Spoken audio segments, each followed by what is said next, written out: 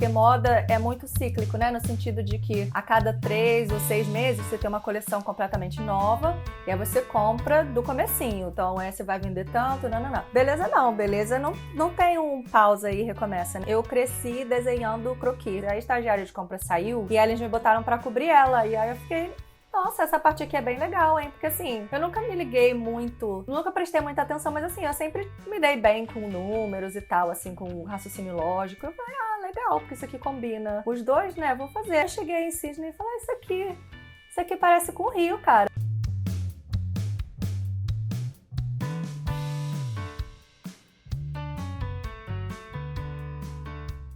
Hello, mochilers! Sejam bem-vindos a mais um episódio do Moda da Mochila. Eu sou a Mariana Lima e hoje eu vou conversar com a carioca Mai Oliveira.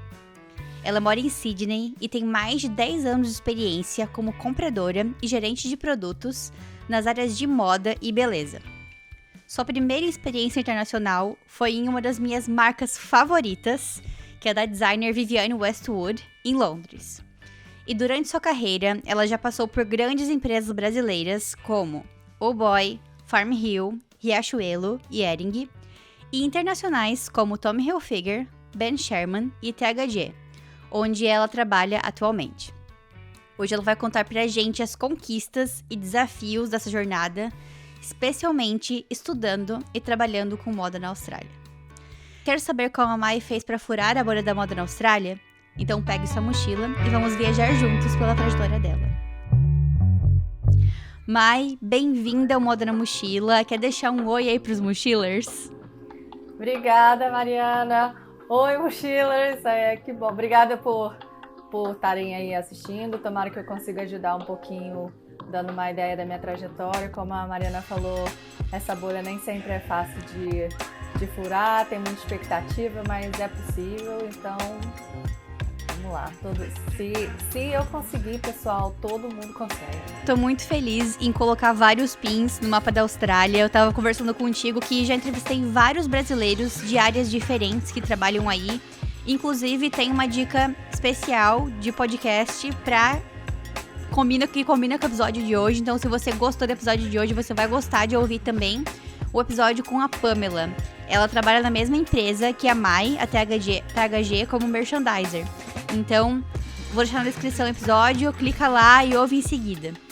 E eu também quero fazer uma campanha aqui, Mai, que é a campanha das 200 estrelas no Spotify do Moda na Mochila.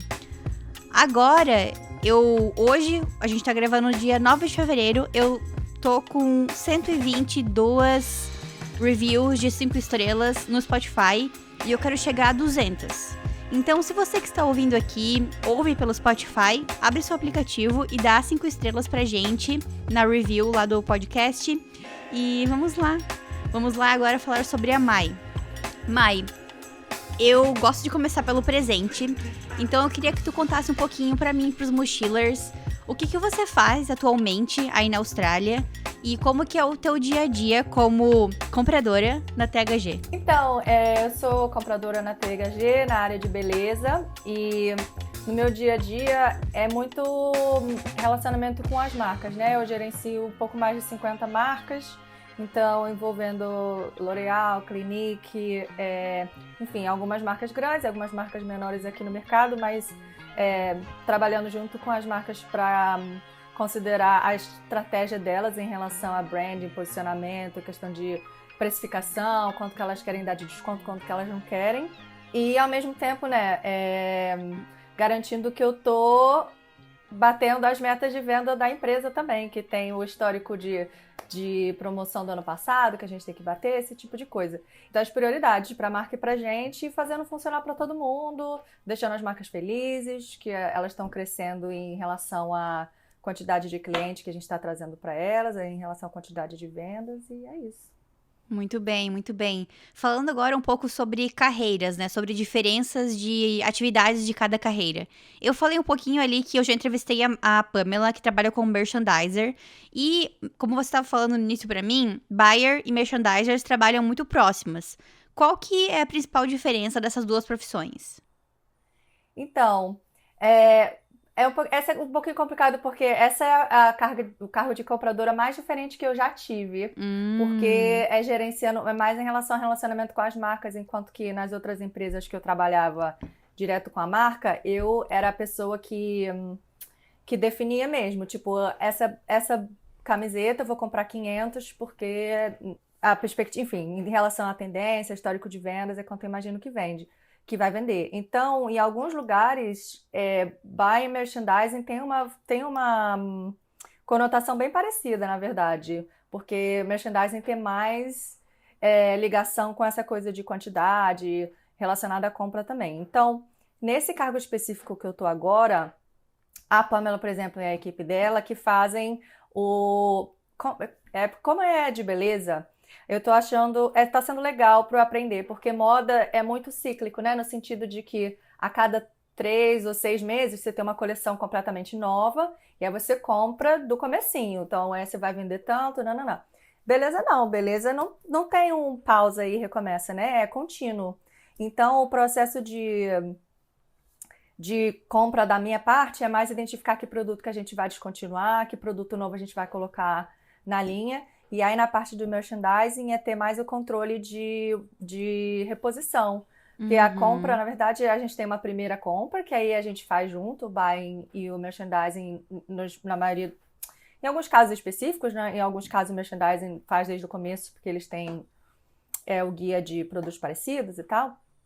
Mas o restock é completamente o time do merchandising que faz. Então, Uhum. essa que é meio a separação Muito legal. atual. E a THG, vocês compram produtos de outras marcas ou vocês produzem os próprios produtos de beleza também?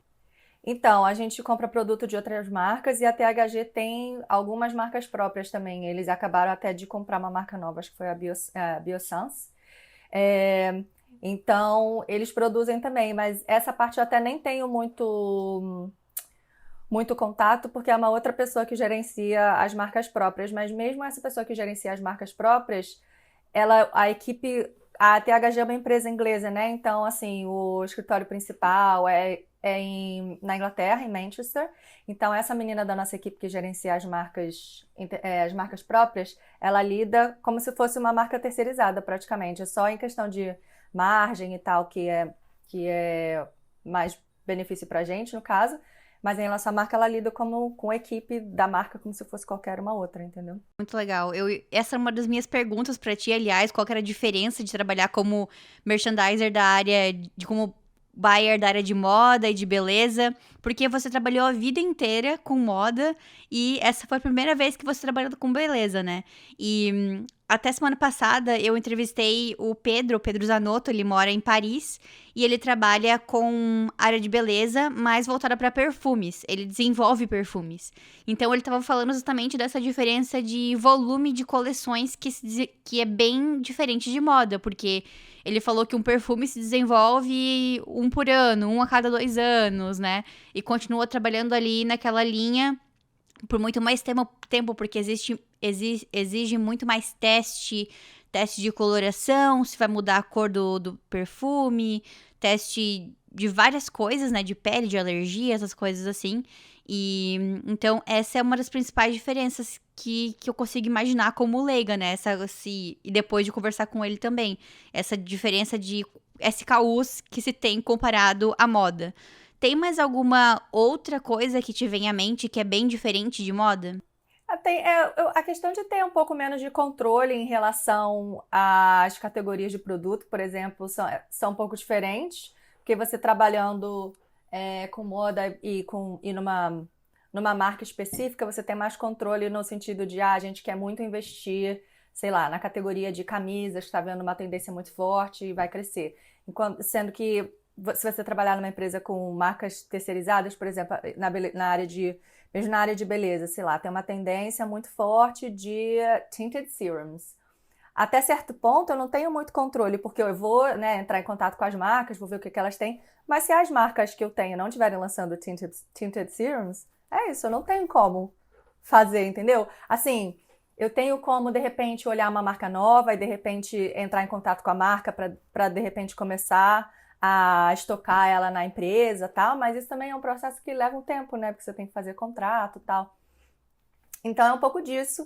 E a maior diferença para mim é essa questão de coleção e de continuidade mesmo, em relação a inovação talvez não seja a palavra, porque assim, tirando o fator de eu gostar muito de moda e tal, no final das contas, ninguém está inventando a roda de novo, né? São tipo produtos, mas assim, em questão de novidade, de ter coisa diferente, na moda você tem todo mês, você tem quase, né, uma entrada, uma frente de loja, alguma coisa que é toda uma parte nova da coleção. Enquanto que moda beleza não, você tem os produtos novos ali todo mês, mas não é na mesma frequência. Às vezes muda a embalagem de ano em ano, né, pra dar aquela renovada. Que é uma dor de cabeça para quem pro varejo, né? Em relação a gerenciar estoque, tem uma marca que a gente está trabalhando que está fazendo um rebranding inteiro que está ficando maravilhoso, mas eu também estou sendo, nossa, essa gestão de limpar esse estoque, até porque na maioria dos casos, essas marcas, principalmente essas que têm uma pegada mais premium, que é o caso dessa, eles não querem, né, dar desconto no produto. Então, a gente que lute para para limpar esse estoque. A gente também quer lançar o novo logo, porque vai estar no canal deles, de repente um outro varejista tem, e a gente vai estar lá com um packaging antigo. Então, é parte Eu do acho nosso muita bingo de... coragem quem empreende na beleza. Eu tava ouvindo esses dias um podcast da Boca Rosa contando que ela vai parar de usar o fornecedor antigo dela e ela vai começar a ter as próprias fábricas dela e produzir o próprio produto dela sem terceirizar a produção. E ela não vai usar as mesmas fórmulas, que na realidade ela poderia usar, porque são fórmulas dela. E ela vai começar do zero. Eu fiquei, gente, eu não consigo entender por que ela tá fazendo isso. É muita Caraca, coragem. Muita coragem. cara, que é muito caro também, né, para ela fazer esse processo todo, ela vai estar botando uma bala aí para esse sair do lugar. Sim, muita Mas coragem. uma coisa que eu tenho percebido também com beleza é que é muito mais. Tipo assim, a Boca Rosa sendo uma pessoa pública, ela tem a mão cheia nesse sentido, né? Porque beleza tem muita influência de TikTok, de Uhum. tendência rápida, assim. A gente vê no dia a dia, o que uma coisa que não era tão. Claro que assim, na moda tem uma coisa e outra, o samba tá aí pra não me deixar mentir, né? Que a gente vai cansar daqui a pouco. Mas em beleza é surreal. A gente chega às vezes na segunda-feira e um produto aumentou loucamente em questão de pesquisa, se a gente não tiver no site, ou de número de venda, e a gente fica tipo, o que que aconteceu?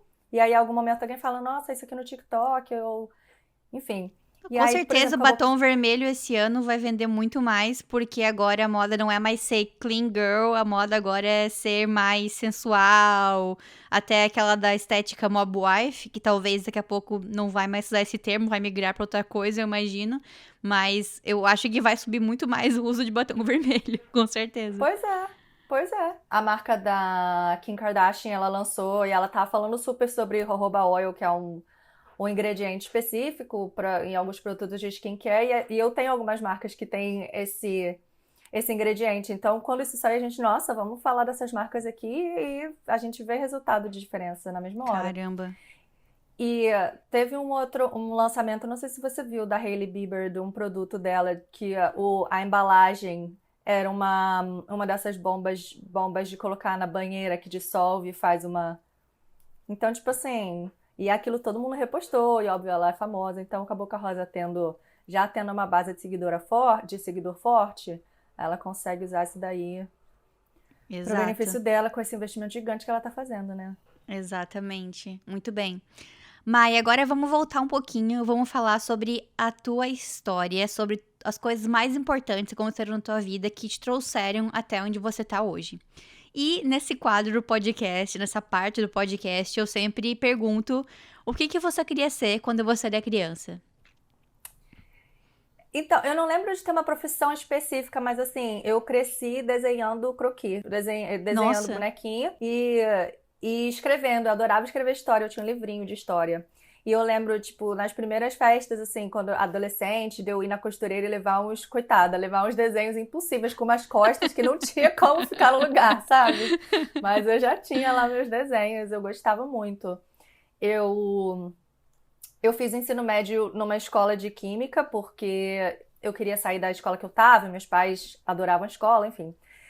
E aí eu dei sorte, passei nesse concurso, só que era uma escola de química. E que eu não tinha pretensão nenhuma de fazer. Tanto que, assim, a maioria dos meus amigos de lá são engenheiros químicos, engenheiro ambiental, tá?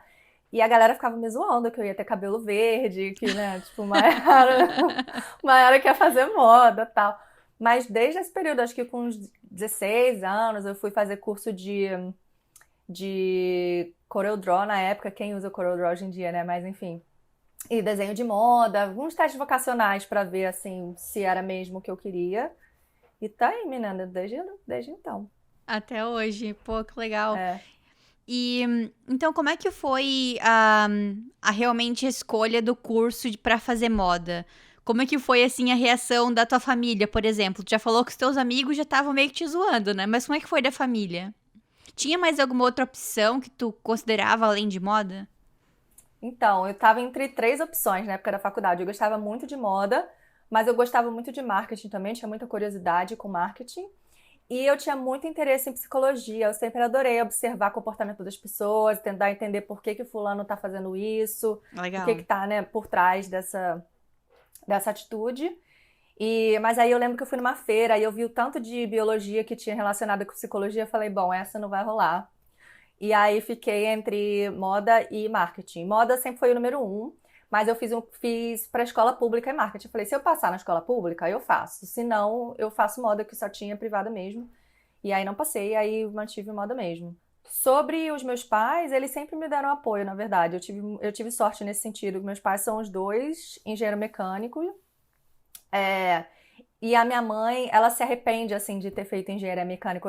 Ela gostaria de ter feito outra coisa. Então, pela experiência dela, eu acho que ela falou, não, cara, não quer saber, você faz o que você quiser, porque você fazendo uma coisa que você gosta, você tem mais chance de ser muito boa no que você faz, e aí você vai ganhar bem, independente da área que você faça. Tipo, você vai ter uma vida boa, independente da área que você faça. Tanto que é isso, os dois engenheiros e eu compradora de moda, e a minha irmã é de marketing de eventos.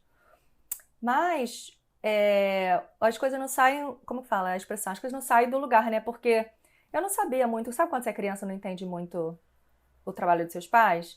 Mas meus pais eram de compras, só que na ferrovia, comprava material de trem e tal, mas assim, compras. Aí Olha fui, vou fazer um negócio só. diferente, vou fazer moda, mas faço a mesma coisa que eles faziam. É, Super a fruta tranquilo. não cai longe do pé, mais ou menos isso. É, exato, tô aí. Tem uma amiga minha que ela também é do Rio e ela me falou que o vô dela era estilista. Olha só, o vô dela era estilista, fazia vestidos, tals, e a família dela inteira, assim, já pelo menos trabalhou com alguma coisa de moda. Hoje em dia ela também trabalha com moda, não é estilista, trabalha na parte de matéria-prima comigo aqui no Canadá, mas teve essa influência da família dela. E eu sempre falo pra ela, eu queria ver as fotos que o teu avô criava, os vestidos que ele criava. Porque isso eu imagino que seja lá na década de 50, né? Antes que isso, talvez. E achei muito legal. Então, aquele negócio, né? Realmente, a fruta não cai longe do pé. Às vezes é uma coisa mais óbvia, às vezes não é uma coisa não tão óbvia assim. Que é da mesmo tipo de profissão, só que uma área diferente, né? Muito massa. E tu estudou no Senai C-Ticket, né? Aham. Moda, sim. Nossa, eu acho que eu também gostaria de ter estudado lá muito, porque eu fiz curso técnico no Senai, lá em Santa Catarina, e eu aproveitei muito, assim, eu curti pra caramba, achei o curso bem prático, bem o que precisava pra trabalhar com moda ali na minha região, porque na minha região tem mais fábricas, né, lá em Santa Catarina, tem mais indústria. Então, às vezes eu converso com algumas pessoas de São Paulo, por exemplo, e elas falam que tem muitas opções de escolas que são bem artísticas lá em São Paulo. Claro que também tem opções de escola que são mais práticas, mas até porque lá em São Paulo também tem mais opções de estilistas para trabalhar, né? De nomes, de marcas, de grifes. Mas ali na minha região é mais focado nessa parte da indústria, assim, de ser estilista, de fazer uma coleção com 100 peças para, né, multimarcas, pro atacado. Então, acho que foi bem útil para mim, assim, estudar no Senai. E também sei que você já no início da faculdade, né, depois de algum tempo, decidiu fazer a primeira experiência internacional. Fazer um intercâmbio, se eu posso chamar de intercâmbio, para Londres. Como que foi essa ideia? Você já tinha viajado antes ou essa foi a primeira experiência internacional? Eu tinha. Eu não tinha viajado antes, até tipo um mês antes, mas aí eu só avisei para os meus pais que ia. Eu falei, eu dei muita sorte, eu trabalhei na Melissa no Natal, quando eu tinha 19 anos. E eu não. Para te dar uma referência, assim, eu era sou da Zona Norte do Rio, então, assim, shopping de volume, muita gente e tal. E pra você ter ideia, esse shopping tinham 2 lojas da Melissa, de tanto que vendia. E eu morava, tipo, a 2 quadras. E eu fui lá, tipo assim, vou trabalhar um Natal, vou ganhar um dinheiro. E eu lembro que meu salário do Natal foi, tipo, R$ 6.000. Que Hoje em dia, seis isso? mil reais não é nada, mas isso foi em 2008. Um engenheiro ganhava isso. Um engenheiro Nossa, era ganhava muito 4,5 por dinheiro. aí. De comissão? Então, de comissão, e era Uau. salário e comissão em cima. Uhum. Mas assim, eu trabalhei todos os dias. Eu morava 2 quadras do shopping, então toda vez que tava muito bombando, minha gerente me ligava. Mas enfim. Então eu falei, cara, eu vou, é agora. Eu sempre tive meio que uma atração, assim, com ir para lugares com gente que tiveram um background completamente diferente de mim, que cresceram com uma outra vertente, gente de outras culturas e tal. Sempre fui meio assim. E aí eu falei, eu vou estudar fora. E essa era a época do Work Experience, estava todo mundo indo fazer uns 3 meses e tal. E aí tava bombando, tipo, Lake Tahoe, umas áreas assim, São Diego, nos Estados Unidos. Mas eu falei, cara, eu acho que eu gosto mais da Inglaterra, tem mais possibilidade de viajar para outros países. É um pouco mais minha vibe no sentido de cultura musical, a moda de lá é a moda que eu gosto. Então eu falei, vou pra lá. E aí foi isso. E aí eu só falei para meus pais, falei, tô planejando aqui, juntei esse dinheiro, vou lá estudar 6 meses. E eles, tipo, oi? Mas meu pai saiu de casa com 17 anos. Ele morou no Brasil inteiro, trabalhando, construindo estrada. E então ele falou, vai mesmo, cara, vai ser muito bom pra você e tal. A minha mãe ainda ficou meio tipo, ai, minha bebezinha, vai sozinha e tal. Mas depois, né? E aí foi isso, mas foi muito, muito bom. E a tua expectativa era estudar, então. Estudar moda, tu foi estudar na UAL, né? Na Foi Central na Saint Central Saint Martins. Martins. Central Saint Isso. Martins. Eu fui estudar inglês. Tipo, eu tinha estudado inglês no Brasil, eu era formada e tal. Mas quando você vai morar fora, que você vê, né, no dia a dia. Eu lembro, eu fui meu primeiro dia eu fui no McDonald's. E aí o cara falou assim pra mim, Would you like to add some cheese? Com o sotacão em inglês e eu não entendi nada. Aí eu pedi pra ele repetir. Aí ele repetiu de novo, eu não entendi. Aí eu falei, cara, o que quiser que esse moço estiver falando, a resposta é sim. Surprise Porque me. isso, surprise, vamos nessa. Então, assim, foi bom, né? Eu fazer lá aula de conversação e tal. E aí eu fiz um curso de marketing, porque tem essa, né? Central Saint Martins foi de onde saíram a maioria dos estilistas mais revolucionários, digamos assim, né? Da Inglaterra, e que, ao meu ponto de vista, são os meus favoritos e que eu acho que trouxeram umas novidades muito legais. Então, assim, o fato de você entrar e de você andar naqueles corredores e aquela vibe criativa, sabe? As outras pessoas todas passando por você. Muito bom. E aí você conhece umas outras pessoas legais também que estão estudando lá, que moram lá, enfim, foi muito, muito, muito legal. E como eu tinha isso de ter curiosidade com marketing, mas não estava estudando marketing, eu falei, marketing de moda, é isso, vamos. Eu vou deixar uma dica aqui para quem quer estudar conversação de moda e ouvir mais sotaques diferentes, que é o Fashion Vocab Talks do Moda na Mochila, o nosso grupo de conversação em inglês. Nesse grupo de conversação, além de conversar com pessoas brasileiras o tempo todo em inglês, eu também trago convidados de países diferentes para você conhecer pessoas novas, fazer networking e também ouvir sotaques diferentes. Então, hoje eu trouxe pessoas da Coreia, do México, do Canadá, pessoas de lugares diversos, para você já ir se acostumando a conversar com as pessoas, aprender sobre culturas. Então, quem quiser participar da segunda turma do ano, que começa em abril, se inscreva na lista de espera que eu vou colocar na descrição. Vamos lá voltar para tua história. Não, mas essa parte de vocabulário é super importante mesmo, porque mesmo você sabendo a língua, você não percebe, você trabalhando na indústria no Brasil, você não percebe, mas tem todo um linguajar que você só sabe porque você tá ali todo dia. E aí se você se insere num lugar novo, e aí você, demorou, eu falo inglês fluente, mas eles começam a soltar umas palavras aqui e ali, e você percebe que você não tá entendendo, ou você não consegue se expressar também. Eu lembro quando eu comecei aqui, eu não conseguia expressar, de repente, um tipo de acabamento que eu queria falar, que fazia diferença na peça que eu tava falando. Enfim, faz muita diferença. E ainda mais a gente sendo imigrante, né, e tipo, querendo não querendo, mas tipo assim, tendo que transpassar o fato que a gente tem a experiência, que a gente sabe que a gente tá fazendo, tem Claro. mais essa diferença, é bem importante. Sim, especialmente trocando, mesmo assim, mesmo que você trabalhe há anos nessa carreira de moda, sempre tem muita coisa pra aprender, né? Eu, por exemplo, trabalhava como designer de moda antes, aqui no Canadá, e hoje eu trabalho com matéria-prima. Então, hoje em dia, eu expandi ainda mais meu vocabulário relacionado a materiais. E imagino que você também teve que aprender muita coisa sobre beleza, né? Que não era tão no teu dia a dia e teve que aprender agora. E é isso aí, tem que ter humildade e continuar estudando, estudando, estudando. Exatamente. Bom, vamos voltar então lá pro teu intercâmbio. Conta pra gente então qual que eram os seus designers favoritos britânicos da época. A Vivienne Westwood é minha number one, mas também o Alexander McQueen. E o Uhum. Christopher Kane, ele deu uma sumida agora, assim, mas foi bem na época que ele fez aquele desfile que tinha a boca do tubarão, nos tricôs, assim, ele tava bombando na época. Esses eram meus favoritos.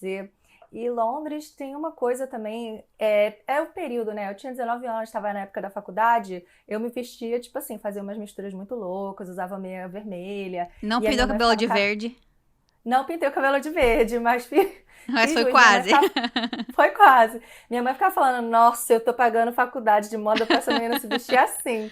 E eu ficava, mãe, é porque você não entende, você não tá por dentro das coisas. Mas eu lembro de Londres, um sentimento de liberdade, assim, porque assim, as pessoas, no Brasil, pelo menos na época, era muito assim, camiseta e calça jeans, e é isso, no dia a dia, né? E em Londres você podia botar a melancia na cabeça e entrar no metrô lotado que ninguém ia olhar duas vezes, sabe? Eu ficava tipo, cara, é uma coisa muito, muito legal de ter liberdade de mostrar, de se vestir mesmo, de expressar como você é, que é o legal, assim, da moda, né? Mesmo que você ache que não gosta, você tá expressando alguma coisa no final das contas. Sim. Então, Você é a primeira pessoa que eu entrevisto que trabalhou na Vivienne Westwood. Só que eu já entrevistei uma pessoa que trabalhou com o Alexander McQueen também. O Deja. sério? Ele trabalhou no setor de estamparia e ele conheceu o McQueen. Ele desenhava com a equipe de desenho e ele contou pra gente no episódio como que foi, como é que era, né? Ele vinha, descia as escadas e falava, tipo, esse aqui eu gostei, esse aqui eu não gostei e tal. Então, mais um episódio aí pra eu colocar na descrição. Eu ainda não vou falar sobre a Vivienne Westwood, vou deixar um pouquinho mais pra frente o pessoal ficar curioso aí. Eu tenho certeza que mais pessoas também adoram a Vivienne. Então vamos falar um pouquinho mais pra frente. Mas então vamos falar agora sobre a hora de voltar desse intercâmbio. Como que foi? A tua vontade era ficar mais tempo ou tu sentiu que tinha que fechar aquele capítulo? Você sabe que na época eu tinha assim, eu vou pra ficar 6 meses, eu olho pra trás hoje em dia e eu vejo como várias pessoas da época que eu fiz intercâmbio estenderam, ficaram mais, e hoje em dia, enfim, moraram lá há muito tempo, ou continuam, voltaram, sei lá, anos depois. E como, enfim, na Austrália a galera faz isso também, mas assim, nem passou pela minha cabeça. Eu tava adorando, mas eu tava, né, tipo assim, eu tranquei minha faculdade, eu vou voltar pra terminar Claro. minha faculdade. Uhum. Então, mas assim, depois que eu voltei, era muito difícil, porque você sempre fica comparando, assim, sabe? E é tipo, em Londres era mais fácil, você pode alugar um apartamento, você consegue, tipo, custear as coisas, não romantizando no sentido de ser fácil, mas assim, no Brasil não tinha muita cultura, no Rio não tinha muita cultura de dividir apartamentos, você só saía da casa dos seus pais se fosse alugar um apartamento para você, ou se você achasse uma amiga que quisesse também alugar apartamento, mas quem que quer sair do conforto, né?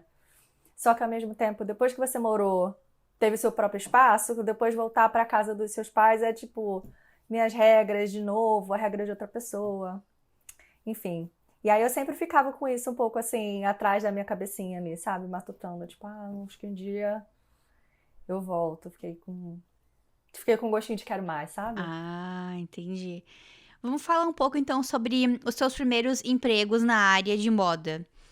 Como é que tu chegou a essa decisão em aplicar para vagas de compradora? Era algo que tu já tinha ouvido falar, que era uma oportunidade dentro da faculdade? Como que surgiu esse desejo? Não, eu entrei na faculdade achando que eu ia trabalhar com estilo ou com produção de moda. E Uhum. aí uma coisa foi o que você falou, né? O Senai Certificate era bom porque ele tinha aula de. Acho que era a única faculdade na época, a Veiga de Almeida não tinha, a Estácio não tinha. Aula de compras mesmo, de números e de cálculos de custo, essas coisas. E, e eu lembro que o pessoal da minha turma, das minhas turmas, né, que misturava assim, ficava todo mundo tipo, nossa, essa matéria é tipo muito difícil, tipo, muito. Tipo, não gostei, nada a ver. E eu ficava tipo assim, não, mas interessante, né? Legal aprender essas coisas. Mas enfim, fiz 2 estágios em estilo e eu cobri uma amiga minha na época, ela trabalhava com um produtor de moda e ela tirou férias ou ficou doente, não lembro. E eu cobri ela um tempinho, eu fui toda animada, né? Mas aí eu vi o quanto que era só carregar a sacola, pelo menos enquanto você tá aprendendo, né? Eu fiquei, nossa, Sim. sabe, te dá uma coisa tipo assim, caraca, é muito tempo de carregar a sacola e não ter palpite nenhum até você tá lá mesmo definindo a roupa que vai sair no editorial, ou o que quer que seja. Hoje em dia a gente tem TikTok, a gente tem Instagram e podcast pra ouvir as pessoas falando sobre isso, né? Que É, mostram os é, bastidores. Antes só achava que era glamour, mas hoje em dia a gente sabe de tudo, do glamour e do não glamour também. exato. Eu fui na ilusão, menina, zero glamour. É, ilusão e um sonho, tudo jogado, enfim. Mas aí no segundo estágio que eu tava, tinha eu de estagiária de design e tinha uma menina que era estagiária de compras. E aí a estagiária de compras saiu e aí eles me botaram pra cobrir ela. E aí eu fiquei, nossa, essa parte aqui é bem legal, hein? Porque assim, eu nunca me liguei muito, nunca prestei muita atenção, mas assim, eu sempre me dei bem com números e tal, assim, com raciocínio lógico. Eu falei, ah, legal, porque isso aqui combina. Os dois, né, vou fazer. E tem um fator que deu um empurrãozinho também, porque pelo menos no mercado do Rio na época, tinha muito mais demanda para comprador do que para designer, né? Acho que todo mundo entra na faculdade querendo ser designer, aí sai todo mundo querendo uma vaga para designer, sendo que precisa de tanto comprador quanto designer, mas ninguém sai da faculdade querendo ser comprador. Exatamente. Eu tava até conversando com minhas amigas sobre isso. A empresa que eu trabalho teve uma reestruturação no meio do ano, mais ou menos, e várias pessoas foram desligadas. Várias delas eram designers e várias delas também eram do meu setor.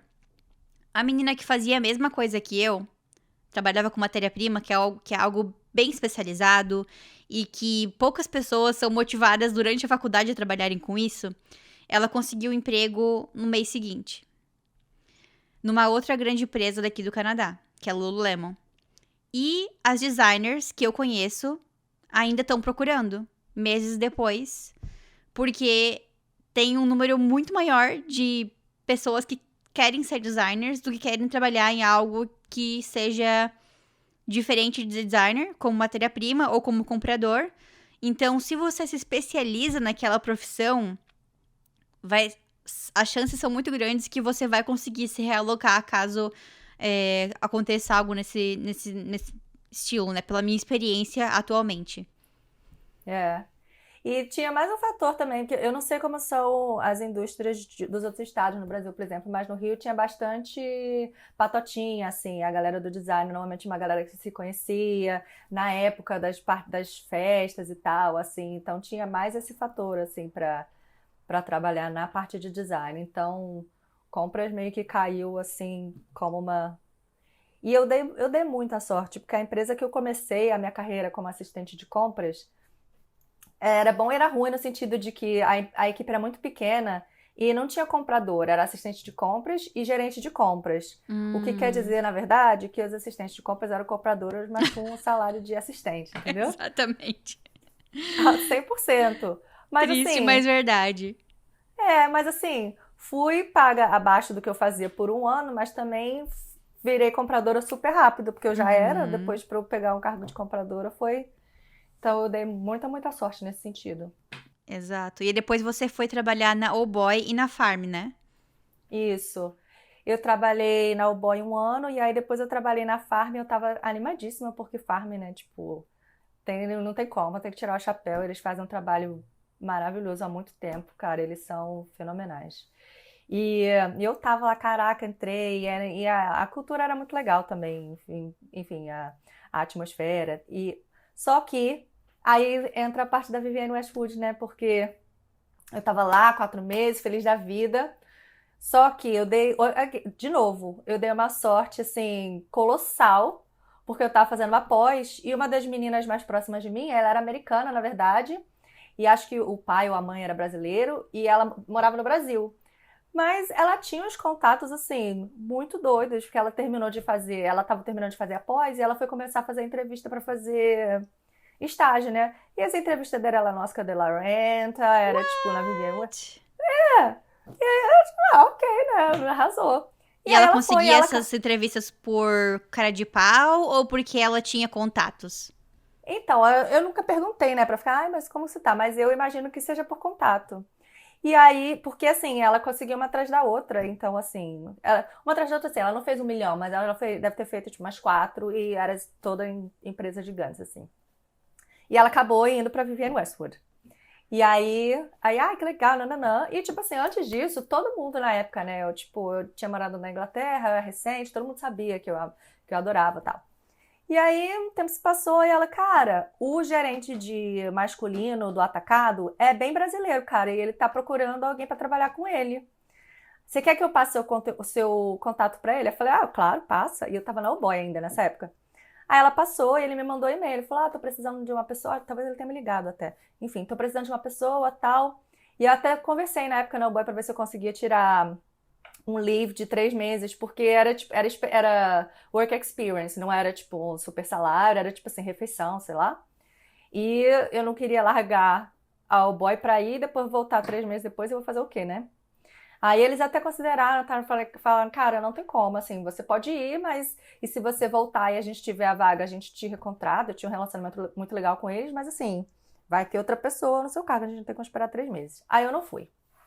Aí acabou que eu mudei pra farm e tal, e eu pensei, ah, ok. Aí ele falou, ah, quando precisar, quando abrir de novo, eu te chamo. Eu falei, ah, tá bom, até parece, né? Mas assim. E aí na farm, ele não me ligou de novo, ele falou, olha, abriu de novo, você quer vir? Eu falei, cara, ele tá me chamando a segunda vez, ele não vai me chamar a terceira, é isso?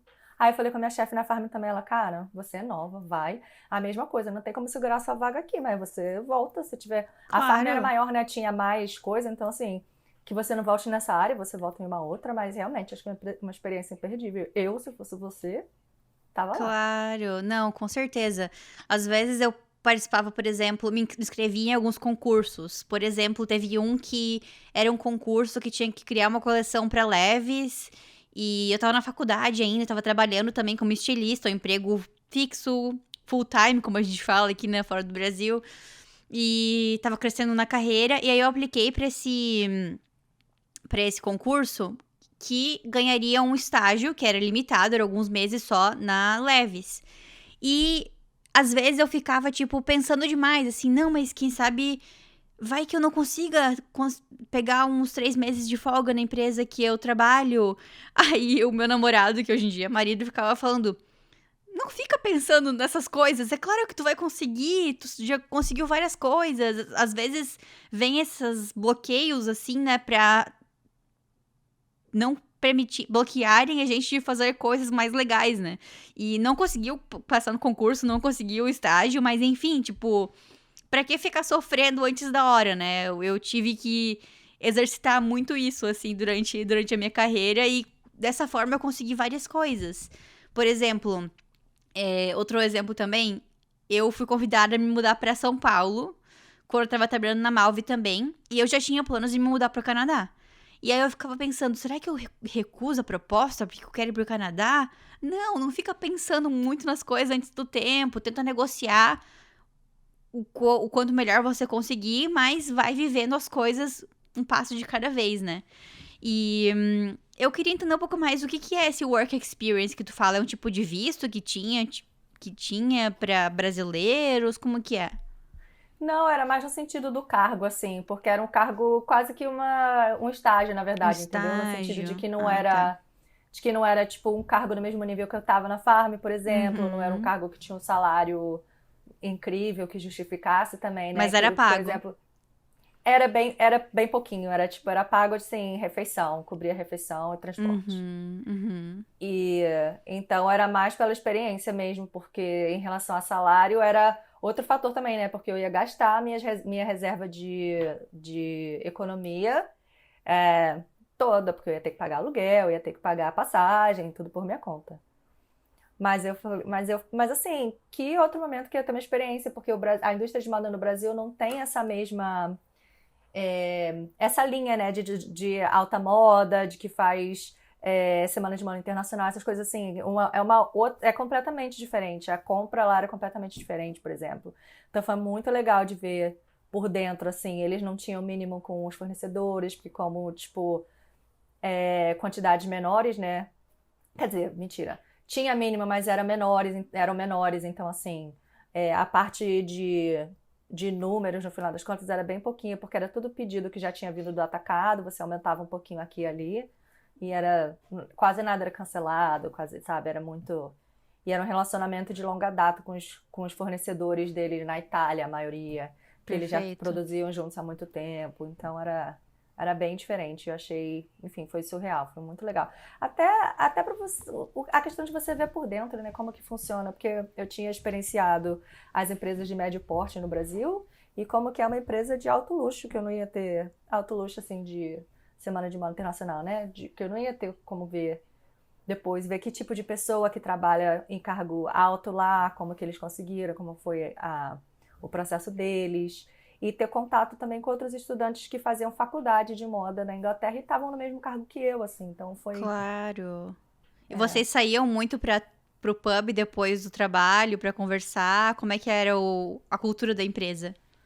Cara, a gente saía muito. É muito diferente. Aqui na Austrália eu percebo que não tem muito essa cultura, mas Londres, pelo menos na minha experiência, esse foi o único lugar de moda que eu trabalhei, né? Tinha muito. A gente saía. Londres no verão, fica sol até 10 horas da noite, né? Então a gente saía pra tomar uma cerveja depois do trabalho. Aí você chega em casa, você percebe o que eu tô fazendo na rua 9h30, terça-feira, eu vou pra casa. Mas era uma vibe tão boa, a gente saía, tomava cerveja junto toda hora, aí a gente acabava, sei lá, em Brixton, num bairro longe que tinha, tipo, mais nights, assim, aí, enfim, era muito bom. Sim. Nesse sentido, era bem parecido com o Rio, assim, que você acha, você teve um dia pesado, você acha que vai pra casa, aí tá a pessoa ali no bar, você fala, vou ali tomar uma, e ficou. É a parte que eu mais sinto falta de trabalhar no Rio, é essa, e lá tinha essa vibe, era bem legal. E Eu como gostava bastante. que era a organização do escritório? O pessoal do design também ficava próximo do teu setor? Tu chegou a ver algum dia a Viviane por lá? Porque na época ela ainda era viva, né? Isso. Não, eles tinham dois escritórios, um que era perto da Regent Street ali, que era onde eu trabalhava, e tinha um outro que era do outro lado da cidade, que era onde a galera do design trabalhava, e era onde ela mais ia. Então eu não cheguei a conhecer Ah, ela, não cheguei a ver que ela, mas eu dó. só. Eles não É, ficavam no centrão, ficavam mais afastados, então. O escritório que eu trabalhava era meio no centrão, que é perto ali da Oxford Uhum, Street e tal, uhum. mas era mais porque como era parte de atacado, era mais fácil para os clientes virem e no Sim. showroom e tal, entendeu? Mas a parte de criação mesmo acontecia num outro local. E você comprou muitas peças pra você? Eu vi que você tá com um colar aqui da Vivienne Westwood. Se alguém estiver assistindo pelo YouTube ou pelo Spotify, olha ali que a Mai vai mostrar pra vocês agora o colarzinho da Vivienne Westwood. Então, eu ganhei umas peças, né? Eles deram umas peças para os estagiários, era bem legal, porque assim, na realidade mesmo, a gente não tinha como comprar, porque a gente era tipo Sim, estudante, ganhava pouco, e tal. sim. Então eu ganhei umas peças, até nem tenho mais. Mentira, eu tenho um colarzão da época, mas esse daqui é que eu comprei depois, assim, na época eu não comprei muita coisa. Mas é isso, hoje em dia eu tenho esse e tenho um colar de pérola que eu adoro também. Sim, eu quero. Um dia quero comprar também. Ou ganhar de presente, começar a falar em casa. Ai, eu queria tanto esse colar um dia. Seria muito especial. Mas foi também legal porque trabalhando no atacado, a gente tinha vinha os compradores da ASUS, vinham os compradores da Selfridge, então eu tinha o contato com essas pessoas, então estava vendo eles, né, o que eles estavam considerando, do que eles estavam comprando para a coleção deles. Vinham os compradores da Ásia, que tinha, tipo, loja própria da Vivienne Westwood, mas eles vinham, né, pra Inglaterra para visitar, para comprar pra China, sei lá. Então era bem legal ver, até pra você ver a diferença, né, tipo, caraca, a galera da Ásia tá apostando pra caramba nisso, a Selfridge está apostando nisso, a Ace está apostando em outra parada, porque eles têm uma base de consumidor diferente, né. Depois eu vou querer o contato desse brasileiro aí, que era o teu gerente, pra ver se, quem sabe, ele aceita participar do podcast, né? Seria interessante também. Uhum. Muito bem. Ele não é muito, enfim, ele não é muito ativo no Low LinkedIn nem nada, profile. mas eu te faço. Low profile total, Muito mas bem. eu te faço. Mai, então vamos falar um pouquinho agora sobre o teu retorno pro Brasil. Como que isso impactou fazer esse estágio na Vivienne Westwood, impactou na tua carreira depois disso, do teu retorno pro Brasil? Então, eu voltei e aí acabou que eu conversei com a Farm, assim, rapidão, mas o cargo que eles tinham era numa área que não tinha muito poder de escolha, assim, era uma área que você comprava para a área de marketing. Então, tipo assim, se eles fizessem uma parceria com a Polaroid, aí você compraria aquelas unidades, mas era bem restrito e meio que como era com a parceria, você não tinha muito coisa. E aí acabou que uma amiga minha tinha mudado para Hering, tinha mudado para Blumenau, e ela falou: "Ah, tem esse cargo aqui e tal". Então, assim, no final das contas, a experiência na Vivienne Westwood em si não foi o fator que me impulsionou para a empresa que eu trabalhei depois, mas assim, no processo seletivo faz diferença, né? Que eles falam, ela tem iniciativa, ela realmente é apaixonada pela área, ela gosta muito mesmo, tal. Então assim, para conseguir a entrevista nesse caso foi uma pessoa que eu conhecia que me recomendou, então não foi um fator, mas quando você começa a contar a sua história faz muita diferença, né? Eu tive uma das minhas chefes anteriores também.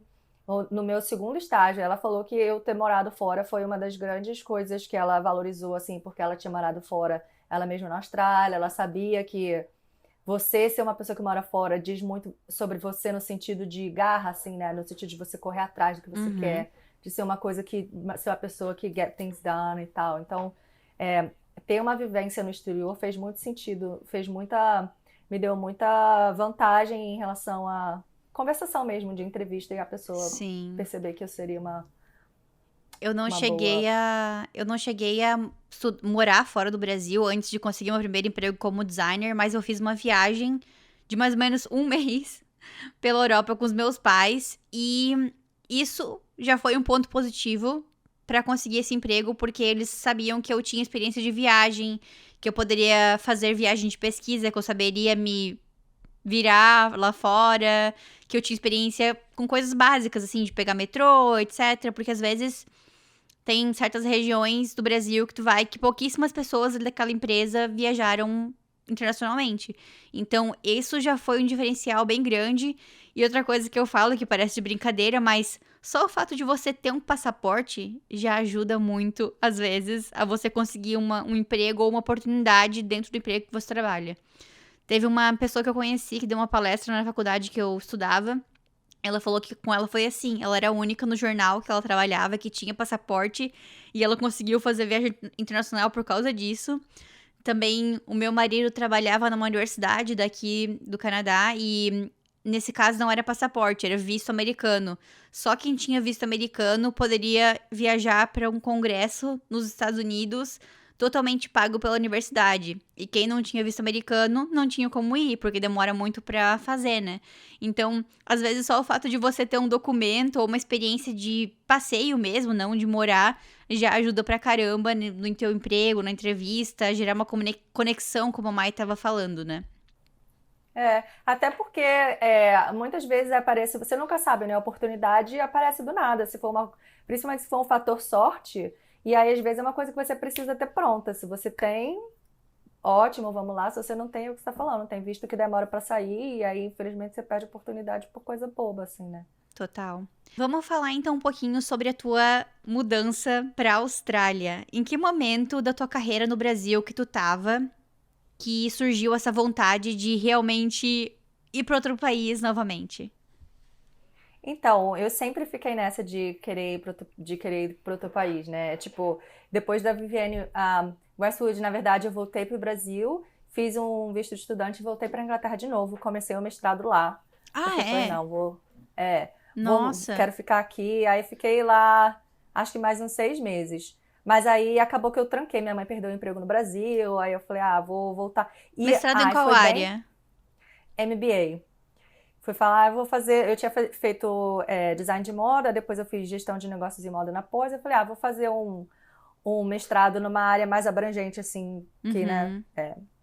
E o que eu ia falar? E foi bem na época de que estava tendo aquela crise, que no Brasil a gente chegou depois de todo mundo, mas a Europa estava sentindo bastante, 2012 por ali, que estava faltando, a galera não estava tendo muito emprego ainda, estava tendo bastante desemprego. E também tem o fator que, assim, eu tinha ido, tinha feito toda a experiência do intercâmbio de estudante, trabalhei em function, de garçonete, trabalhei de visual merchandising na River Island da Oxford Street. Ah, olha. Era muito legal, mas na época do Natal, né, era só remontar as mesas que as crianças derrubavam tudo. Mas mas enfim, assim, eu tinha vivido tudo isso, né? De trabalhar em coisas que não necessariamente eram ligadas à sua área, tirando isso. E, e eu voltei, tipo assim, não, eu tenho uma carreira no Brasil, era compradora de empresa boa, de empresa grande.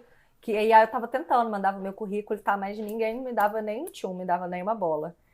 E aí eu fiquei meio assim, eu falei, não sei se eu tô no pique de voltar pra outra coisa, até porque tem o fator também que eu tava no visto de estudante, né? Eu só podia trabalhar meio período e a gente sabe bem que a indústria da moda não é muito amigável com meio período, é muito difícil.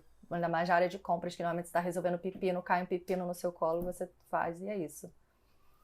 Então, e aí a minha mãe perdeu o emprego, eu falei, eu vou voltar e vou voltar pra minha carreira. De repente eu construo mais antes de ir pra outro país de novo. E foi isso. Aí eu voltei. E aí, mas eu também fiquei lá mais pouco tempo. Voltei, fui pra Hering, aí eu fiquei na Hering 6 meses. Aí eu passei no trainee da Riachuelo, fiz o trainee, e eu achava assim, no Brasil, a minha ideia era que o lugar de fazer dinheiro com moda no Brasil era você trabalhar numa dessas gigantes, né? Numa C&A da vida, numa Riachuelo e tal. Só que assim, tendo trabalhado na Farm, por exemplo, na Alboy, que você saía, fazia reunião sentada nas almofadas coloridas, e todo mundo conversava, né, tipo, É o sonho do descontraía, millennial. exato, o sonho do milênio. Tomava decisão importante, mais descontraída, tinha festa, fazia coisa junto. Pra ir pra um lugar, a Riachuelo, você tinha que usar salto alto todo dia, eu me vestia como se eu trabalhasse, sei lá, no Unibanco, assim, Como assim tipo... tinha? Era obrigatório? Era obrigatório, a gente tinha que usar salto todo dia. Nossa, será que é assim? Acho que hoje em dia não é mais assim, né? Não sei, não sei. Mas era tipo assim, era bem mais rígido em relação aos outros lugares que eu tinha Uhum. trabalhado. Tinha muito mais competitividade, assim, era muito mais pressão, assim, sabe? Então, foi meio que a gente, acho que trabalhar com moda no geral desde o começo, né? Você cria uma imagem imaculada na sua cabeça e você vai entrando, você vê que é um trabalho como qualquer outro, assim, né? Que Sim. tem uma parte de glamour aqui e ali, tem uma pinceladinha, mas o dia a dia mesmo Eu ia é falar normal, até assim, escritório. nossa, a diferença de cidade, né? O Rio, tal, São Paulo, mas eu lembro que até dentro da mesma cidade, que era a cidade que eu trabalhava, Jaraguá do Sul, tinha uma cultura de se vestir meio que não era obrigatório, mas que as estilistas criavam por si próprio. Tinha uma amiga minha que sempre falava disso pra mim. Ela trabalhava numa empresa chamada Marisol, que era da Lilica Repelica, no grupo da Lilica Repelica. E ela falou que lá as estilistas sempre se vestiam muito bem e usavam chapéu, salto alto. E aí, quando ela veio pra Malve, que era a empresa que eu trabalhava, todo mundo tava de tênis, descontraído. Aí ela falou, Mari, eu sinto muita saudade de me vestir, me montar, me produzir, vir de chapéu. E eu sinto que se eu vier assim pra cá, todo mundo vai, tipo, falar, quem que é essa estranha aí? Então, mesmo dentro da mesma cidade, tem essas diferenças de cultura da empresa que se cria às vezes, né? Não necessariamente uma coisa que tá numa regra, mas vai criando, assim, meio que sem, sem pensar ou realmente ter algum pensamento por trás, não sei. Total, porque a Farm, por exemplo, não tinha nada escrito em lugar nenhum, mas todo mundo ia trabalhar de All-Star, de short É, rasgado, de coque bagunçado assim na cabeça. E tá isso, adoro. e vai fazer isso numa empresa grande, né? Fala, você tá doida? Você tá bem? Aconteceu alguma coisa, né? Hoje em dia eu acho que eu tô E- mais vibes carioca, então. Mais querendo empresas com essa qualidade de vida, essa coisa descontraída. Já passei um É, pouco dessa fase de querer trabalhar muito, assim, eu acho. eu também, menina. Envelhecer é uma coisa que te deixa muito mais sábia, né? Sério. Por exemplo, até a gente vê, conversando com pessoas mais novas e até lembrando de mim, falar, eu quero ser a CEO da empresa, nananã. E hoje em dia eu quero nada, quero, né, quero crescer e tal, quero fazer É, coisa, quero fazer a diferença e tal, mas sim. assim, tem a hora do trabalho, tem a hora da sua vida pessoal, e os dois são tão importantes quanto a sua vida pessoal, não é menos importante que o seu trabalho, É. né? Então. Algumas pessoas me perguntam também se eu tenho vontade de ser gerente na empresa que eu trabalho, né? Assim, eu vou falar que hoje em dia eu não tenho vontade porque eu quero ter sanidade, eu quero ter espaço na minha mente pra trabalhar no meu negócio, no modo na mochila. Se eu não tivesse, quem sabe eu teria um pouco mais de vontade de ser gerente. Mas hoje em dia eu tô muito feliz assim, com esse equilíbrio. Só que deve ser estranho, né, pra algumas pessoas que vêm dessa cultura de trabalho, trabalho, trabalho, trabalho é a única coisa que importa, de ouvir isso, né?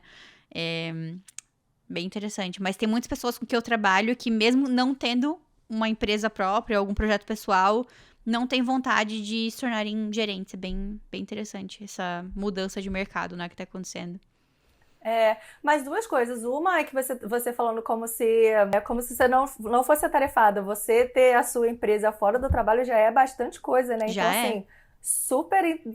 É, nossa, eu, na minha cabeça, você ainda pegar um cargo de gerência acima disso seria caramba. Eu não teria Não como, eu tem como. teria que largar. É, Porque gerente às vezes tem é, que ficar trabalhando até tarde, ou assim, tem mais estresse, né? De qualquer bem forma. mais estresse. E sobre a relação com o trabalho, não sei, acho que a galera do Gen Z aí tá vindo para desafiar as empresas, né? Porque eles têm uma visão muito diferente da gente, que a gente cresceu com os pais falando de pai, você tem que estudar, você tem que Uhum. dar o seu melhor, nananana. E o Gen Z, tipo, se esse trabalho aqui tá ruim, eu saio, encontro outro, vou fazer dinheiro na internet, vou, né, tipo, não que seja fácil, mas, por exemplo, eles têm uma pegada como eles cresceram com a internet, eles têm uma facilidade maior de visualizar oportunidade de monetizar, comparando comigo, que assim, né? Então, é. Então, vamos ver, é muito legal essa. Vai ser legal assistir o que vai acontecer no mercado de trabalho com Vai. a empresa querendo que você dê seu tudo e a Gen Z falando sorry. Sim, Não. sim. Vamos lá, então você tava na Riachuelo quando você decidiu fazer essa mudança para a Austrália, certo? Então, menina, tava na Riachuelo e aí chegou no final do meu trainee e não foi um match assim, não rolou e aí eu saí e eu falei, cara, eu vou tirar um tempo, e vou viajar. E tinham duas viagens rolando, tinha uma amiga minha vindo pra Austrália com o marido dela e na época uns amigos comediantes meio famosos assim. Eu falei, pô, ia ser uma viagem engraçada, ia ser uma viagem maneira. E essa minha amiga, tipo assim, eu racho com ela de rir. Eu falei, cara, ia ser uma viagem maneira. Mas a Austrália nunca me chamou atenção, assim. E aí tinha uma outra viagem de duas meninas que eu conhecia. Elas eram muito amigas de uma amiga minha, mas eu não era muito, super próxima delas. Só que era pra Tailândia, Camboja e Vietnã. Eu falei, pô, essa viagem aí eu queria muito fazer, hein? E aí eu falei, você quer saber? Eu vou viajar com elas. E aí eu fui. Saí do Brasil com uma viagem de um mês com elas e foi, cara, foi maravilhoso. Elas, tipo assim, fenomenais. E sabe quando dá. Que viagem pode ser tudo, né? Pode dar muito bom ou pode dar muito ruim. É muito fácil brigar em viagem, tá ali na convivência todo dia. A gente não brigou nenhum dia, cara. Às vezes a gente queria fazer diferente. Teve uma hora que a gente foi. Cada um foi para uma cidade diferente, a gente se encontrou no próximo lugar e, sério, que viagem fenomenal. Recomendo. Marieta e Kimi são as melhores pessoas para viajar junto. E, enfim, aí fui nessa viagem com elas. E no final da viagem, eu tinha um primo que morava aqui na Austrália, em Perth. Ele morava aqui há, sei lá, 8 anos, na época, 6 anos, sei lá. E ele sempre falava, a Austrália é muito boa. Eu ficava, isso, você não sabe de nada, Inglaterra, tipo... E aí, eu tava falando com ele na época da viagem, ele, pô, vem cá, não sei o que. Eu falei assim, cara, você quer saber? Eu não tenho que voltar pra nenhum trabalho no Brasil, não tem nada me prendendo no Brasil. Posso estender, porque agora que eu tô perto, né? Porque se eu voltasse pro Brasil, de verdade, eu nunca ia conhecer a Austrália, porque não tava, tipo, na minha lista de nada. Eu falei, eu vou. Aí eu vim. E assim, eu já tava planejando sair do Brasil de novo. Eu tava querendo fazer mestrado, eu tava querendo ir pra Alemanha. Eu sempre quis muito morar em Berlim, assim, depois que eu morei em Londres, que eu viajei. Berlim eu fiquei meio fascinada também, porque é muita coisa criativa, né? Tipo, é muito cinema e é uma vibe, uma galera com uma pegada rebelde no sentido de parecido com Londres, assim, né? E, ou lá ou na Suécia, que tinha H&M, tinha muita coisa de moda também, muita faculdade, muito estudo de moda. E aí eu tava com isso na cabeça. Mas eu vim pra Austrália, aí eu cheguei aqui, eu fiz um plano, ia viajar, conhecer e tal. Eu cheguei aqui e falei, oxe. Eu cheguei esperando gostar muito de Melbourne, que era mais parecido com Londres, São Paulo, essa vibe Londres e São Paulo, né? Que tem mais museu, mais coisa. Mas era mais frio. Aí eu cheguei em Sydney e falei, isso aqui parece com o Rio, cara. Porque é o estilo de vida do Rio de cidade com praia, mas tem o background da Inglaterra, né? Porque foi colonizado na Inglaterra, um monte de prédio que parece, um monte de coisa da cultura que é, né, tipo, que veio do gancho de lá e tal. E aí eu até falei com meu primo na época, eu falei, cara, você me vendeu a Austrália errado. Se você tivesse falado que era Inglaterra com praia, eu tava aqui, ó. Você me vendeu Tá errado, precisando cara. melhorar as habilidades de marketing dele. Exato, pois é. Ele trabalha com petróleo e gás, ele não tem o paranoia do marketing. É, enfim, aí eu fui começar a olhar a faculdade aqui, de estudar aqui, e aí eu fiquei. Fiquei com a minha malinha pequenininha, que só tinha biquíni, shortinho. Minha mãe me mandou uma caixa de roupa do Brasil, e eu fiquei aqui. Nossa. E aí, então, você decidiu fazer a faculdade de administração também aí, né? Ou mestrado de administração Isso, também aí, né? Uhum. isso, fiz MBA, é o mesmo que eu tinha começado na Inglaterra. Eu fiz aqui. Tu tinha algumas, assim, foi bem não planejado a tua ida pra Austrália, né? Esse é fato. Porque eu acho que eu nunca tinha ouvido ninguém, até hoje, aqui no Moda na Mochila, falar que fez uma mudança tão não planejada assim como que você fez. E todo mundo sempre fala, tipo, ai, pesquisei, guarda dinheiro, não sei o quê. E tem uma pergunta aqui que eu acho que não sei se faz sentido eu te perguntar ela, porque eu pergunto pra todo mundo, porque eles vêm já com esse plano. Mas, vamos ali, vai que sai alguma coisa dessa pergunta, vamos lá, né? Eu sempre pergunto pras pessoas qual que era o teu sentimento em relação à tua carreira quando você fez essa mudança. Quando você colocou os pés na Austrália e decidiu fazer esse mestrado em administração, qual que era a tua ideia? Era finalizar esse mestrado e voltar para o Brasil ou ir para outro lugar? Ou você pensou, nossa, não, eu posso conseguir um emprego na minha área aqui como compradora? Qual que era o teu sentimento? Então, eu tava um pouco numa fase de desilusão com a moda, né? Que eu falei, eu cheguei onde eu queria e eu Uhum, percebi que não era um lugar pra mim, eu não era feliz, não era uma coisa que me preenchia. uhum, E, assim, eu não planejei vir pra Austrália, mas em tese, eu meio que tava planejando, porque eu tô me ligando aqui, porque as histórias, eu tô contando, né, os recortes das histórias, e parece que eu venho de um background rico, porque eu dei sorte que a menina tinha os contatos na Oscar de la Renta da Vivienne, assim, e zero, era do Caxambi, no meio, tipo, na zona norte do Rio e tal. E assim, mas assim, eu ganhava uma coisa que eu sou muito grata de meus pais, que eles sempre deram mesada tal, e eu sempre guardei meu dinheirinho, tal. Então, assim, eu sempre tinha minha poupança. Meu padrinho abriu uma poupança pra mim com 15 anos, eu sempre botava meu dinheiro lá. Então, assim, quando eu vim pra cá, como eu já tava pensando em ir pra Inglaterra ou pra Suécia, eu já tava ali guardando o uhum. dinheiro pra quando saísse. E eu tava fazendo a pesquisa, só que eu tava fazendo a pesquisa lá. Tipo assim, que faculdade que tem aula em inglês, porque, né, a Ah, Alemanha e tá. Suécia contra as línguas, que faculdades que eu posso fazer e tal. Tinha o planejamento, só faltava o PIN, o lugar. Isso. O Uhum. PIN mudou drasticamente, mas o planejamento tava lá. 12 horas É, de voo de isso. distância. É.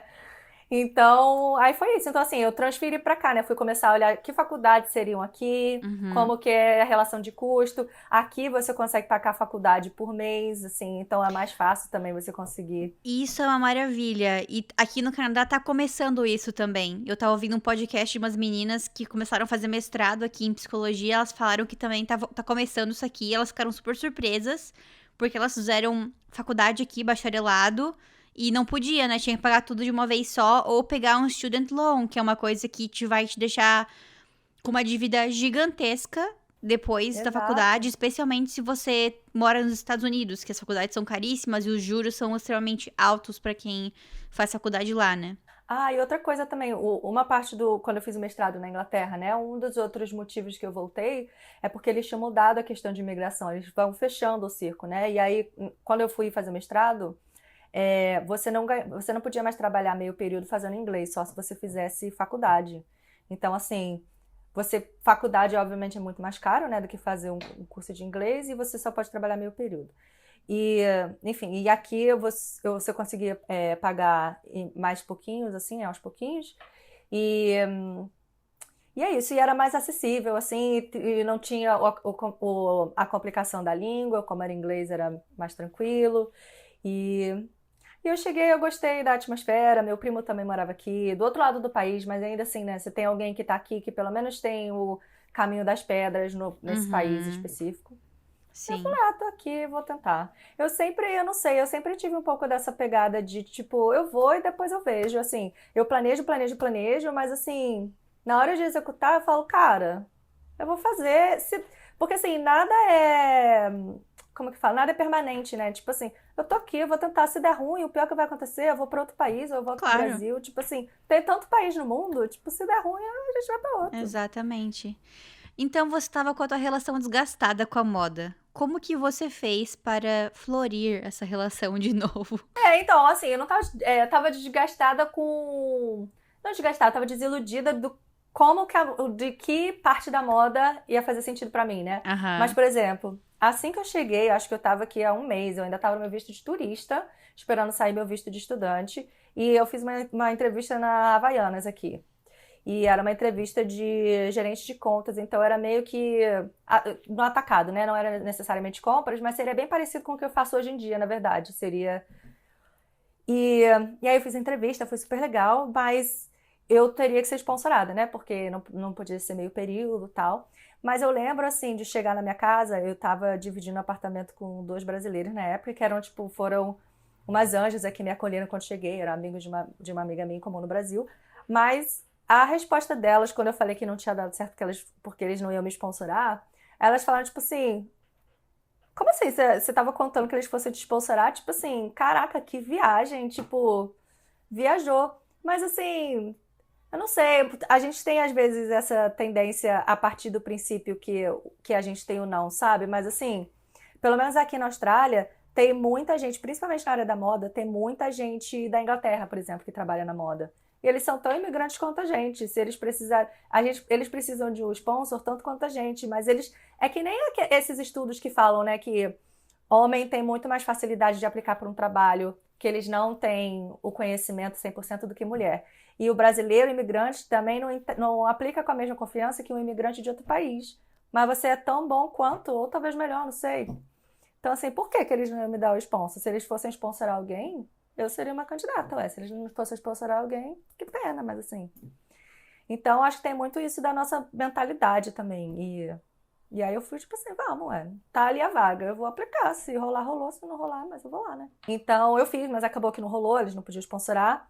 É, e, na verdade, um amigo de uma amiga minha, o marido dela, acabou pegando a vaga, porque ela estava estudando, ela fazia a faculdade comigo, e como você vem, inclusive, pô, vim com parceiro, não sei se é o mesmo caso no Canadá, talvez seja, mas imigrar para outro país com parceiro é a melhor coisa do mundo no sentido de facilitar a vida, né? Porque uma pessoa estuda e a outra pessoa pode trabalhar o período inteiro. Então, assim, pelo menos uma das pessoas está ali construindo o caminho já mais cedo. Enfim, então o marido dessa minha amiga podia trabalhar full time, ele tinha uma experiência parecida com a minha, mas em outra indústria no Brasil, e enfim, ele tá lá até hoje, na Havaianas.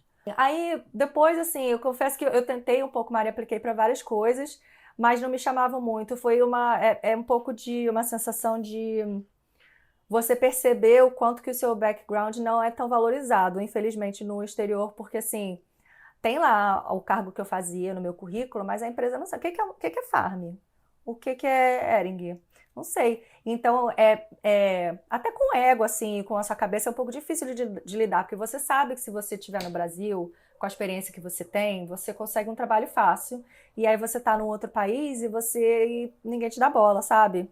Sim. Então, é bem difícil. Tem uma dica pra quem tá no início da carreira e tá nessa transição e trabalhou em marcas grandes no Brasil. Eu passei por isso também aqui no Canadá. E fazia questão de colocar na descrição das vagas. Esse é o grupo, um dos maiores grupos de moda do Brasil. Tem 14 mil funcionários, taranã, taranã, tem não sei quantas mil fábricas.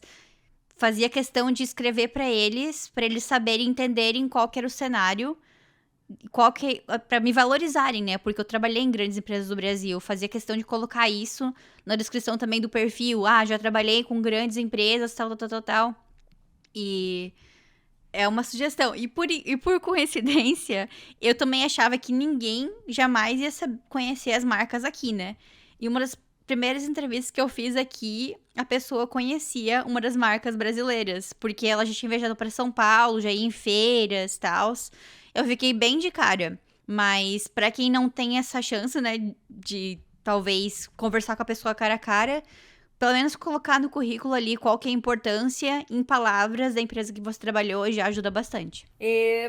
Porque no final das contas você vai estar concorrendo não só com gente que tem experiência parecida com você, mas com gente que tem menos experiência que você, mas tem uma empresa lá que eles vão reconhecer, né? Eles vão ter Aham, dimensão de quão grande ou tão pequena é. Então, por sim. exemplo, a galera toda que vem da Inglaterra, as empresas que eles trabalham, normalmente é o pessoal daqui conhece, né? Aham, Então, tem sim. esse Por fator. exemplo, a Farm poderia colocar, por exemplo, Farm faz colaborações com grandes marcas como Adidas. Aí já tinha Adidas ali no teu currículo, sabe? Essas coisinhas assim, acho que ajuda bastante pra quem estiver fazendo o currículo agora, né? É verdade, faz muita diferença mesmo para ajudar a pessoa que está lendo seu currículo já a pegar. É que eu ainda tinha também o visto de meio período, né? Mas Sim. assim, você não fala no currículo, mas você sabe que tem. E uma coisa assim que eu não sei, eu não tenho como dizer se fez muita diferença, e isso é um pouco fora do nosso controle, mas teve uma época até que meu marido falou, ele, cara, bota, o seu nome é bem sul-americano, né? Maiara Oliveira, tipo, de repente bota só o MEI, que todo mundo te chama de MEI mesmo, e MEI pode ser de qualquer lugar. Pode ser que ajude Então, mesmo. Mais fácil de pronunciar, né? Já gera uma identificação com as pessoas. porque em teoria não é pra galera do RH fazer nenhuma diferenciação, né, no seu Discriminação, né? currículo, Uhum. mas assim, o base tá aí, né, enfim. Então eu mudei e depois disso eu senti que deu um pouco de diferença, mas pode ter sido sorte que deu mais vaga e que a minha experiência fazia mais sentido, ou pode ser que não. Eu acho que faz sentido, E, tá? O meu marido, inclusive, tem nome italiano, nome e sobrenome italiano. E é triste falar isso, mas ele já foi chamado pra entrevistas onde as pessoas que estavam entrevistando eram italianas e se sentiram, tipo assim, e falaram pra ele: ah, o teu sobrenome é italiano, sabe? Já tem uma coisa ali por trás, assim. Então, ajuda, de fato, se você às vezes puder fazer um ajuste ali, ah, tirar um acento, por exemplo, já ajuda a pessoa a entender como pronuncia. O meu nome eu também não uso mais meu nome completo. Eu acho que também ajuda a deixar mais fácil de lembrar, né? uhum. E não é nem tanto só sobre nada de preconceito à nacionalidade, é mais eles achando, de repente essa pessoa vai ter uma limitação de visto, então já vou tirar porque É, é mais sim. fácil falar com outra pessoa. Uhum. E talvez você tenha mesmo, mas talvez você não tenha. É, Se eu botar lá Maiara Oliveira, hoje em dia eu sou cidadão, e aí? uhum. Maiara Oliveira continua lá, é o meu nome, ué. Claro. E aí, então, como é que foi a tua primeira oportunidade? Como que você realmente furou a bolha da moda na Austrália? Isso. Então eu trabalhei em varejo, trabalhei em outras áreas aqui, e aí quando eu terminei o meu mestrado, eu consegui uma vaga numa empresa grande. Eu não sei, não foi uma experiência muito boa, então acho que eu vou guardar o nome, mas numa empresa grande que não é da Austrália, é multinacional, mas empresa de, enfim, de roupa com desconto e tal. E aí eu, né, super agradecida, caraca, alguém me deu oportunidade, que legal. Mas era uma vaga de assistente, eu falei, cara, contanto que eu entro como assistente e eu cresço lá, mas pelo menos estou trilhando o meu caminho na empresa aqui, né? Mas assim, essa oportunidade, assim, a minha chefe, eu fiz a entrevista com a pessoa que era gerente de merchandising, né, e o gerente geral. E no meu primeiro dia, na entrevista, eles falaram, o gerente geral tá saindo da empresa, mas ele tá aqui porque ele quer participar e garantir que a pessoa vai entrar seja uma pessoa que faça sentido. Ok. No meu primeiro dia de trabalho, antes de eu chegar, minha chefe me mandou uma mensagem, falou, vamos se encontrar num café aqui na frente? E aí eu encontrei com ela no café e ela foi me falar que ela também tinha pedido demissão.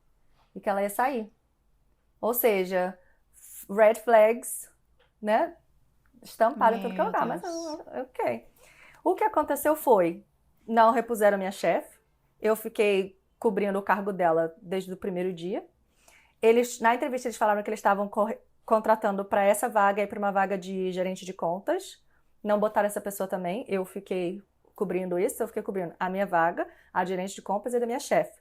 E aí também não repuseram o gerente geral, o CEO da empresa ficou cobrindo as coisas que o gerente geral, reunião e tal. Então eu respondia direto pro CEO, como as outras pessoas da equipe também respondiam. E o meu CEO, e esse CEO ainda veio com uma de que ele queria que eu começasse a fazer os reports que normalmente a galera do planejamento faz para mostrar resultado de margem, essas coisas, e eu guiar a reunião de trade de segunda-feira, né? E eu falei, e aí eu tava negociando com ele, pra aumentar meu salário, isso aqui é o que uma pessoa de planejamento pelo menos ganha, não também. E ele, não, vamos ver, aquela enrolada básica. E aí ele tinha falado que ia pelo menos contratar uma outra pessoa. Aí eu esperei, uns 2, 3 meses, não rolou. Eu falei, beijo, tchau. Então, assim, é complicado porque, em cima de tudo, infelizmente, tem o fator que algumas empresas vão tirar proveito, né, de dar oportunidade para imigrante e te pagar menos e fazer você trabalhar mais do que deve. Algumas empresas dão um sponsor, mas a galera come também o pão que o diabo amassou embaixo, porque você não pode sair, né? Já ouvi disso. Então, assim, muito, acontece bastante. Mas, então, assim, são decisões medidas, né? A gente sabe até que ponto a gente pode levar, até o quanto que aquele visto a gente vai ser pode ser que vale a pena, para algumas pessoas vale a pena, 2 anos ali, mas que depois desse visto você tá livre para viver sua vida num país diferente, como com todos os direitos possíveis, você pode trabalhar onde você quiser. Então, assim, e nesse meu caso não era sponsor, não tinha uma coisa, e eu falei, cara, nesse momento não vou corroborar com isso, se você quiser tirar proveito de imigrante, eu não vou colaborar. Eu vou dizer um não e tomara que você, né, em algum momento perceba que, enfim, um pouquinho que a gente possa fazer. Saí desempregada, não tinha para onde ir, mas falei, não sou obrigada. E aí, enfim, fui trabalhar numa loja de esqui, aí continuei trabalhando em varejo e fui procurar outra vaga. Aí, de novo, né, as coisas acontecem, eu tava aplicando para um monte de vaga, apliquei para uma vaga de planejamento até, que não era necessariamente a minha área, mas como é números e tal, apliquei. E eu recebi um e-mail e falei, o RH dessa empresa, o RH me mandou seu currículo que você aplicou para uma vaga de planejamento, mas a gente está precisando de uma vaga de gerente de produto, talvez você seja um match bom, vem, te interessa, tal. Aí eu fiquei assim, caraca, eu tinha acabado de aceitar uma vaga de assistente, cara, que estavam, tirando proveito. E aí uma pessoa achou que eu seria boa o suficiente para uma vaga de gerente de produto, que assim, de fato, às vezes você começa a se questionar, né? Você fica tempo fora e você fica, caraca, será que eu sou boa? Se eu não vou? Cara, você Muito. É só ter a oportunidade. E, enfim, aí foi quando eu trabalhei na Bianchama, é uma empresa grande aqui, que eles gerenciam, a North Face, a Lacoste, e a vaga que eles tinham era na Bianchama. E sabe quando você vai na entrevista e o Matt, cara, meu chefe lá é cara, ter um chefe bom faz tanta diferença, né? E ele falou, cara, eu entrevistei várias pessoas para essa vaga tá aberta tem, sei lá, uns 2, 3 meses, e as pessoas simplesmente não têm a experiência que eu preciso, porque era uma mistura de pegar produto pronto, porque é uma marca internacional, né? E a gente tinha uma licença de fazer produto pro mercado da Austrália específico. Então, trabalhar com a galera de design, com desenvolvimento de produto e tal. E a maioria das pessoas aqui não tem muito essa... ou você tem a experiência do produto, ou você tem a experiência da parte de número e tal. E como eu trabalhei na Riachuelo, que tem fábrica própria, na Hering, que tem fábrica própria, eu falando que trabalhava com essas empresas, que eu tinha contato com a galera da fábrica, ele ficou assim, né? Tu tocou num ponto muito legal agora. Isso é muito legal para brasileiro se vender bem fora do Brasil. É um baita diferencial a gente ter uma cadeia produtiva, uma cadeia de manufatura completa no Brasil. Você trabalhou na Riachuelo, como você falou, tem fábrica própria. Eu também trabalhei em empresas no Brasil que tem desde a tecelagem até a costura. Então, se você teve oportunidade de trabalhar, se você que tá ouvindo teve oportunidade de trabalhar nessas áreas no Brasil, quer morar fora, esse é um super ponto positivo. Falar que você sabe de todos os processos, tem conhecimento de todos os processos, já conversou com todos os setores. E também o fato de que o Brasil é um país que tem climas diversos. Então, por exemplo, você está falando que você trabalhou nessa empresa que comprava produtos do North Face. No Brasil, a gente não usa North Face, mas você poderia falar, existem estados do Brasil em que tem regiões mais frias. Sabe, tipo, se vender, fazer essas conexões, assim, pra eles saberem que você não vai começar do zero dessa área. Mas sabe uma coisa que eu lembro que faz sentido com isso também, que eu falei com ele na reunião e que acho que também é um ponto muito forte pra gente que vendo do Brasil, né? Que a gente está acostumado a trabalhar com um mercado gigante. Tipo, não é famoso, mas o Brasil é um país gigante, você vende muito em termos de volume e de dinheiro, né? E é um país com dimensões de continente, assim. Então, que nem você está falando, tem muita variação de temperatura.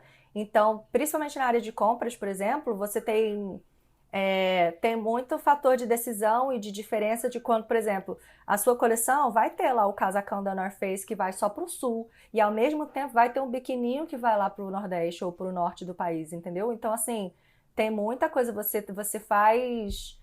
É quase como você lidasse com vários mercados diferentes dentro de um país Exato. só. Então, assim, o que a gente faz no Brasil é muito valioso, assim, em relação à cadeia mesmo do Total. mercado. Muito valioso. Mai, desde essa sua primeira experiência como compradora aí na Austrália, você já passou por diversas empresas e já acumulou vários anos de experiência na área. Você já trabalhou na Ben Sherman, na Tommy e hoje você está na Beleza. Em que momento que você acha que virou a chave na tua cabeça e você realmente se sentiu competindo com um pé de igualdade, como se fala, com nativos, com pessoas que são realmente, que nasceram na Austrália e estudaram na Austrália desde o início? Depois da minha experiência na Ben Sherman, porque foi o cargo que eu estava realmente fazendo o que eu fazia no Brasil. Foi quando eu me senti, tipo assim, ok, cheguei aonde, tipo, aonde eu saí do Brasil, voltei onde eu estava, levou um tempo, mas valeu a pena e tô aqui de novo. Então, assim, quando eu saí de lá e eu entrei na Tommy, a Tommy é uma empresa também. A empresa da Ben Sherman é bem concorrida, porque tem umas marcas grandes, mas no geral, em termos de salário, tipo, a Tommy paga melhor, assim. Então, tipo, a Tommy é mais concorrida do que a outra, né? Então, a passagem, quando eu passei pra Tommy, eu fiquei super feliz, porque é uma marca, tipo, maior do que a Benchama, tipo, mais gente conhece, então eles recebem mais currículo por causa disso, né? E em termos de salário, então, as pessoas, tem mais gente querendo entrar por causa disso. Então, foi a hora que eu falei, agora foi. Eu me peguei pensando sobre isso essa semana, quando que eu comecei também a sentir dessa forma, né? E não foi por causa de papel, por causa de visto, foi realmente depois de passar alguns anos aqui e começar a receber várias propostas no LinkedIn de empresas do nada. E aí tu pensa, poxa, realmente, tipo, eu faço parte dessa comunidade da moda aqui, sabe? Tipo, eles enxergam que eu sou um asset valioso aqui nesse país para a indústria da moda. Nossa, é verdade, esse ponto é muito verdade. Aqui a galera é muito ativa no LinkedIn, tipo, várias pessoas já entraram comigo, inclusive a Tommy foi uma pessoa que entrou em contato comigo no LinkedIn. Exatamente, eu acho que é isso. Depois que você tem a sua primeira experiência e você fica lá um tempo, né, tipo, sei lá, 2 anos, o que quer que seja, eles percebem como uma outra pessoa. E é porque eu acho que também sai o fator de preocupação com visto. Acho que talvez tem muito isso, porque as empresas, nem toda empresa sabe lidar, nem toda empresa sponsora, então assim.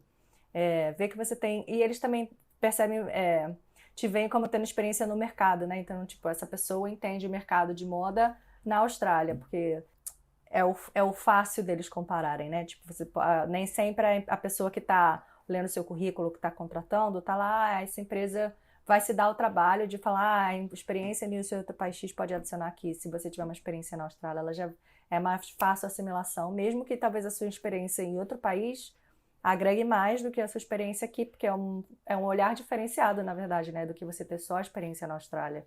Eu acho, na verdade, que é muito melhor, mas... Com certeza.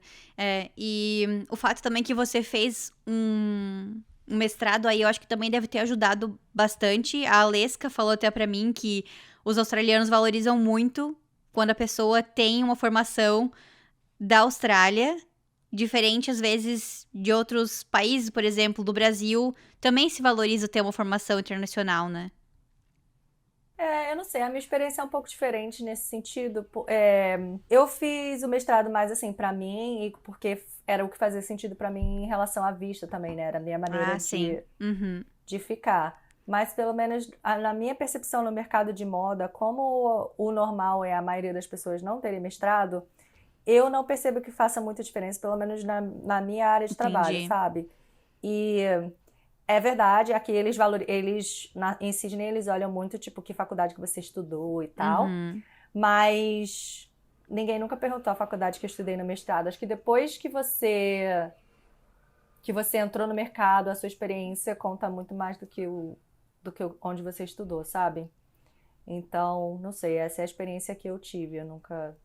Ninguém nunca me perguntou sobre o mestrado. Na verdade, na maioria, ninguém nem fala de mestrado. Pouquíssimas pessoas no meu trabalho, Interessante. pouquíssimas pessoas com quem eu trabalhei tinham mestrado. Tipo, na Atome, acho que tinham duas da equipe de, sei lá, 20 pessoas, além de mim.